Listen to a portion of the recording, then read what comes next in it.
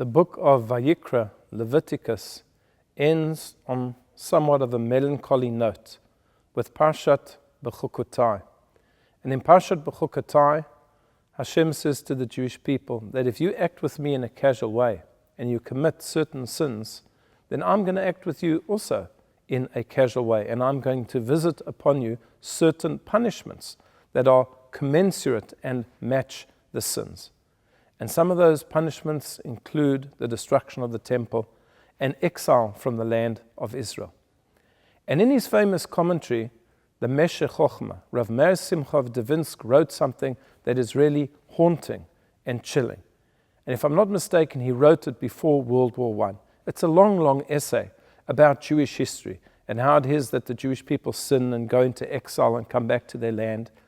And towards the end of that particular essay, Rav Meir Simcha of Devinsk writes, "Woe to those who call Berlin Jerusalem." And he is referring to the Haskalah, the Enlightenment, the emancipation of many Western European Jews who pretty much left Judaism or stopped being observant Jews.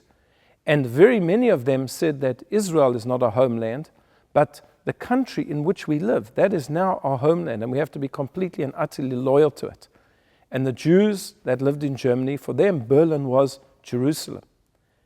And so Rav Meir Simcha gives forward this warning, and he says, woe to those who say that Berlin is Jerusalem. And in a few decades after his passing, unfortunately, we saw the terrible tragedy of the Holocaust.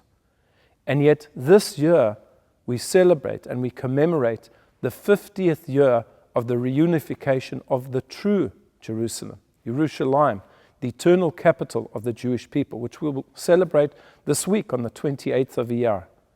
It was only 50 years ago that the paratroopers came into the Temple Mount, into the Old City, and were able to reclaim the Kotel, the Western Wall, for the Jewish people. It was an incredible time. There was such spiritual elation. And just 1 or 2 weeks after was Shavuot, and people came in their thousands, tens of thousands, possibly hundreds of thousands, to the Kotel, to the site, the only remaining wall of the Second Temple, to pray. What does Jerusalem mean to us? The Talmud says something beautiful.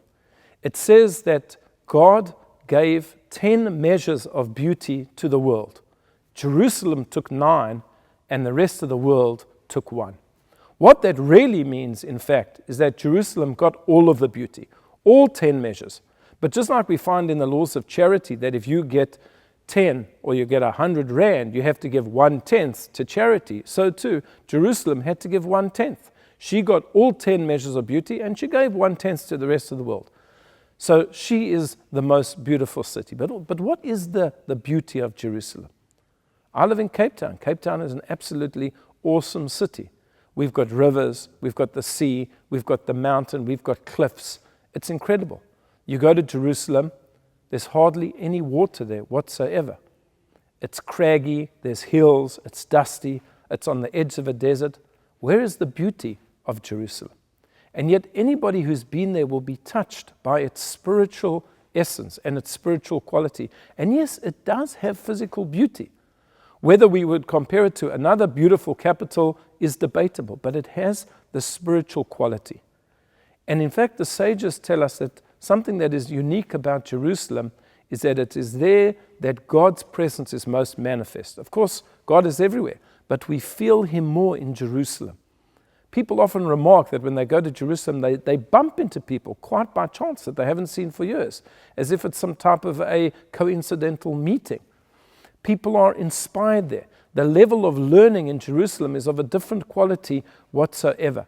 You feel a closeness. You go to pray at the Kotel, you feel a closeness to Jewish history that you've never felt before. And the word Jerusalem tells us a lot about its essence. It is in fact a combination of 2 names, both mentioned in the book of Bereshit. The one is where the Torah tells us that after Abraham went to rescue his nephew Lot, that the king of Shalem came out to meet him. Shalem, Salem, that was the original name of Jerusalem. And then later on, after Abraham brought Isaac as an offering and was aborted, so the angel that came down and gave Abraham all of those incredible promises said, Behar Hashem Yera'eh. On this mountain Hashem shall be felt, shall be seen, shall be feared. Yera'eh. So if you take Yera'eh and Shalem and put it together, you get Yerushalayim. So on the one hand, there's Yera'eh. God is felt. He is seen. He is feared. You can experience His presence almost physically. On the other hand, it is Shalem. It is Shlemut. It is perfection. It is peace. It is meant to be the capital of peace. That is what Jerusalem means to us as the Jewish people. And on this occasion of the 50th reunification of the city of Jerusalem, I'd like to take this opportunity to wish you all a Yom Yerushalayim Sameach. And please God, we should once again see peace prevail upon the eternal city of Jerusalem.